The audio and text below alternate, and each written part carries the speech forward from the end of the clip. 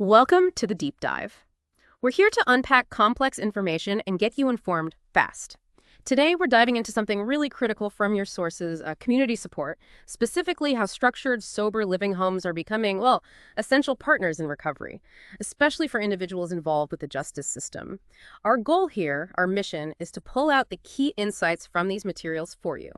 We want you to understand the unique role these places play, how they actually integrate with other support systems, and, what really makes for a partnership that fosters stability and, ultimately, long-term success. We'll be looking closely at living by design, recovery through partnership as a kind of case study because it really shows a lot of the key ideas from the info you provided. Okay, so let's get into it. That journey, from incarceration or treatment back to living independently, it's tough, it's complex, and this is where sober living seems to step in, filling a pretty significant gap. But, as you said, not all sober living homes are the same, right? There are differences. That's exactly right. And the sources really emphasize this distinction. It's crucial. A lot of sober homes, they're mainly peer-run, which, has its own value, definitely. But the materials point to models like living by design. These are mentor-led and coach-led. So what that means is residents get more than just a safe place. They get intentional structure, real guidance. It's about building that foundation, not just finding a bed somewhere. And when we talk foundation, the information you provided shows it's a pretty comprehensive bridge they're building. We're talking practicals like immediate help, getting state IDs sorted, guiding people on employment, education resources, even practical things like resume writing. Resume writing, wow, okay. Yeah, and access to bus passes, that's huge for transportation, making sure they have essential groceries, toiletries, right off the bat. It's very hands-on, very much about removing those immediate barriers with dignity. Dignity-driven, I like that framing. And another thing, for anyone looking into these programs, credibility, transparency, it's huge. The sources note Living by Design is TOHN certified. That's the Texas Recovery Oriented Housing Network. It means they meet high state standards for ethics, for effectiveness. And they're also licensed by the city of Dallas, operating with full transparency. That builds trust, Okay, so that difference, peer-run versus mentor-led, plus that level of hands-on support and the certifications, that sounds really impactful. So the big question then is, how does a program like that go from just being a resource to actually integrating, to becoming a partner with agencies, with case managers? Because that integration, that partnership, that often seems like the hardest part. It is. It's a key question, and that's where this partnership model really comes into focus. If you look at the big picture, these programs like Living by Design, they see themselves almost as an extension of the case manager's support system. The idea is case managers shouldn't have to do it all alone. We know the reality, right? Absolutely. Overworked huge caseloads. Exactly. Huge caseloads, tight timelines. Your sources mention this again and again. It's a major stress point in the whole reentry process.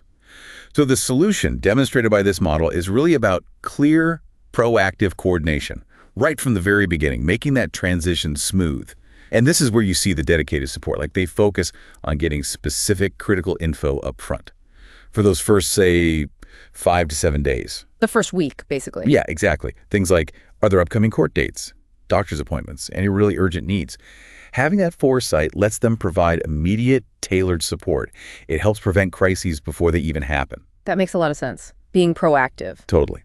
And then, as soon as someone enters the program, the support kicks in immediately, getting that state ID, other documents, connecting them to job readiness, placement referrals, getting the bus pass sorted, essentials like groceries, hygiene items, and crucially, support with court compliance and reporting. Then, ongoing, there are weekly updates to the case managers. Weekly. Yep. Keeps everyone in the loop. And it's collaborative. If adjustments are needed, they work together on it. So it really sounds like the value proposition for the case manager is clear. Lighten the load, don't add to it, provide that structure, the coaching, and do it in a way that respects the person's dignity. Precisely. That's the goal. It sounds great on paper, very comprehensive, but what are maybe some of the biggest, practical challenges in keeping that coordination going smoothly? Or what kind of hurdles do programs like this face trying to make it seamless for the agency referring someone? That's a fair question. Often, the biggest initial hurdle is just getting that first bit of information quickly. Because, like we said, referring agencies are stretched so thin. But by showing the immediate relief they provide, and by being really consistent with those high-quality updates, programs like Living by Design tend to build trust pretty fast. That focus on the first 5 to 7 days is really key. It handles the immediate fires, basically. which lets the case manager take a breath, knowing their client isn't just housed, but is being actively supported from minute one. It's about proving the partnership genuinely reduces their work, not just adds another thing to manage. Right, right. Building that trust quickly by showing tangible relief, that has to be huge.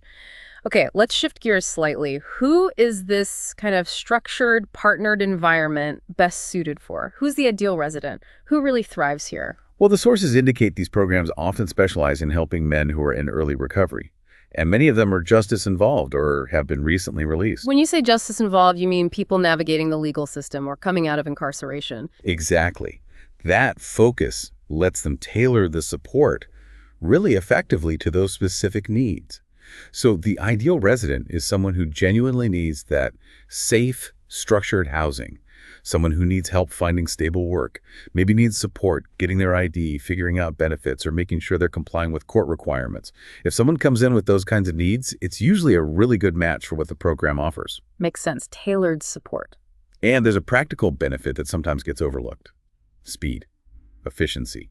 Placements can often happen the same day, or maybe within 24 to 48 hours. And when someone's in crisis or just released, time is critical, right? That quick placement can prevent a major setback. Absolutely. Rapid placement can be a total game changer in those situations. Can you maybe share an example, a story that really brings this partnership model and the impact it has to life for us? Something that shows these principles we've been talking about actually working for someone. Yeah, absolutely. There's a story that comes to mind about a resident referred by a reentry officer. His situation really highlights why this integrated support is so needed. He showed up with literally nothing.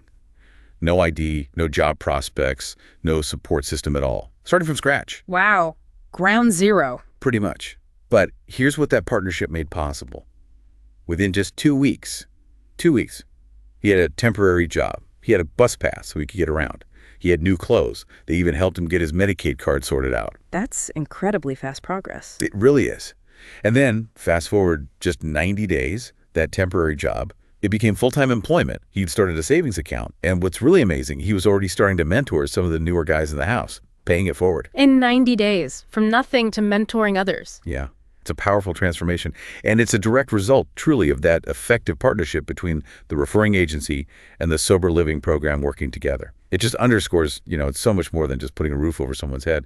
It's holistic, coordinated support that actually empowers people. That is a powerful story. It really shows what's possible when the right supports aren't just there, but are actively aligned and working together. What does a story like that suggest about maybe the broader potential for collaborative care in this whole field?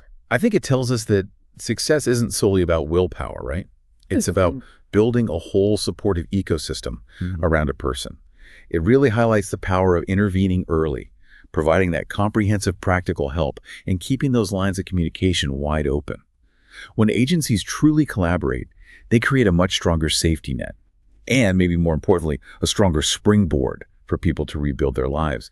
It turns potential crises into stepping stones. It's really a template for what proactive, dignified care can look like. Well put, a springboard. I like that.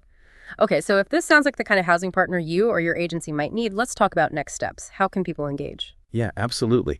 Case managers, they really deserve a housing partner that helps turn those challenging caseloads into success stories. It's about seeing clients not just as cases, but as individuals, people with real potential who just need the right structure, the right support to unlock it. So to connect, you can go to the website, soberlivingdfw.com. soberlivingdfw.com. Got it. Or call directly at 844-SOBR-DFW. That's 844-SOBR-DFW. Or you can email intake@soberlivingdfw.com. Okay. Website, phone, email. Right. And when you reach out, they'll walk through your specific needs, explain their intake process clearly, and really work to align everything so that the next placement is set up for success right from day one. Great. So just to recap today, we've really unpacked how a structured sober living program, when it's built on dedicated, proactive partnership, can be genuinely transformative, especially for folks in recovery who are re-entering society. We looked at how that mentor-led approach, combined with strong agency collaboration, it can really lighten the load for case managers and make a profound difference in people's lives. It really does come down to building those bridges for individuals and lightening the burden on our often overloaded community support systems. Ultimately, it's about transforming lives and doing it through collaboration and that dignity-driven care we talked about. This model really offers a clear path forward, not just to recovery, but to lasting sustainable stability. So here's the thought to leave you with. When we talk about giving people second chances, what could be more impactful than strategically aligning resources? Not just to provide shelter, but to actively foster that genuine long-term stability. What does this deep dive maybe suggest about the potential for truly collaborative care in your own work, your own community, especially when facing really complex challenges like reentry after incarceration? Something to think about. Thank you for joining us on this deep dive, and we really encourage you to keep exploring the power of partnership.